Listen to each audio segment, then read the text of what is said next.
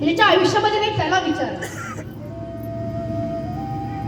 त्याच्याकडे सगळे त्याला काही माहिती नसतं. बाप काय असतो तुम्ही त्याच्या लेकीला विचारावा. बाप म्हणजे घराचं वात्सल्य आहे महाराज. बाप म्हणजे जगण्याचं एक माप आहे, पाठीवरची मायेची थाप आहे. जो कधी तिखट वागला तर ज्याची गोडी ही अमाप आहे तो म्हणजे बाप आहे. बाप म्हणजे शिस्तबद्ध धाक आहे. बाप म्हणजे शिस्तबद्ध धाक आहे. जगणं आपोआप आहे. आयुष्याच्या समुद्रात दीपोस्तंभाची झाक आहे तो म्हणजे बाप आहे. एक सांगू महाराज, आपल्या आयुष्यामध्ये आई वडिलांपेक्षा मोठं कोणीच नाही. आई वडिलांशिवाय आपलं भलं कोणीच बघत नाही महाराज. जोपर्यंत आहे तो त्यांची काळजी घ्या. एकदा का तो निघून गेला ना तर फक्त भास होतो, स्पर्श नाही. स्टेटस कडून मिसयू म्हणू शकता, परत आणू शकत नाही महाराज. बाप हा असा कलाकार आहे जो डोळ्याने सगळं पाहतो पण पडद्यावर सगळं घेऊन जातो. बाप काय असतो,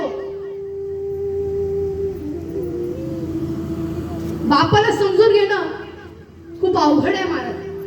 कालची परवाचीच गोष्ट तुम्हाला सांगते.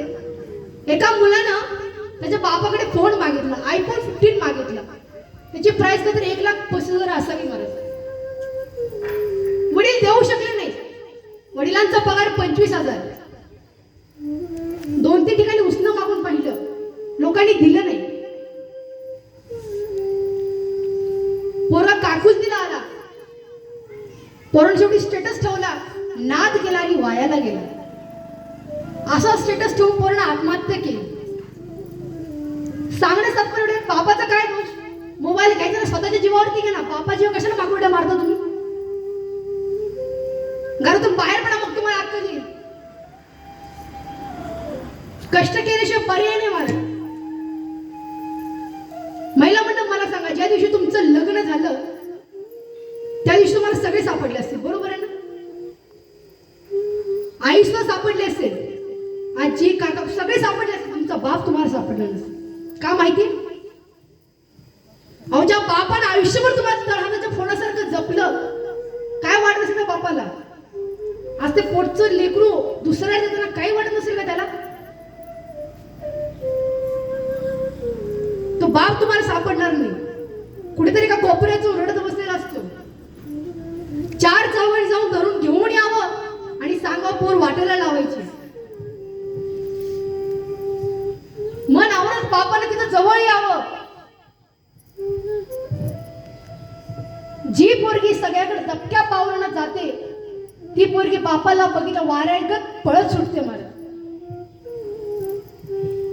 आणि बापाला जाऊन मिठी मारते. ती मिठी सुटता सुटत नाही. प्रेम प्रीतीचे बांधले ते ना सुटे काही काही. 4 धरून सोडत तरी मिठी सुटत नाही. का? अहो, बाप आहे तो. अहो, मुलगी जर का घरात दिसली नाही तर अख्खं घर डोक्यावरती घेतो तो बाप. स्वतःच्या ताटातला पहिला घास स्वतः न खाता लेकीलाच चारतो आणि मग स्वतः पोट भरून जेवतो तो बाप. पोरीच्या डोक्यात एखादा अश्रूचा थेंब दिसला की कोपऱ्यात जाऊन स्वतः रडतो तो बाप. एका मुलीला मुलाप्रमाणे वागवतो तो बाप. मुलीवरती जीव वावरून टाकतो तो बाप. वडिलांविषयी बोलायला शब्द अपुरे पडतात महाराज. तुम्हाला रडवणं हा माझा हेतू नाही, पण ही सत्य परिस्थिती आहे. मला सांगा, ऐनवेळी दिवाळीच्या सणात तुम्ही जर का घरी गेलो, वडिलांची परिस्थिती नाही, परिस्थिती नसताना तुम्हाला 5,000ची साडी घेऊन देईल आणि स्वतः भर दिवाळीच्या सणामध्ये फाटक्या बनेलामध्ये राहील तो बाप. स्वतः तांब्याभर पाणी पिऊन पोट भरून झोपी जाईल, पण पोराला पोट भरून काकांना देईल खायला तो बाप. महाराज, महाराज भगवंताची सेवा केल्याने गेलेले आई वडील परत मेले मी ऐकलेलं नाही, पण आई वडिलांची सेवा करा महाराज, देव तुम्हाला भेटले.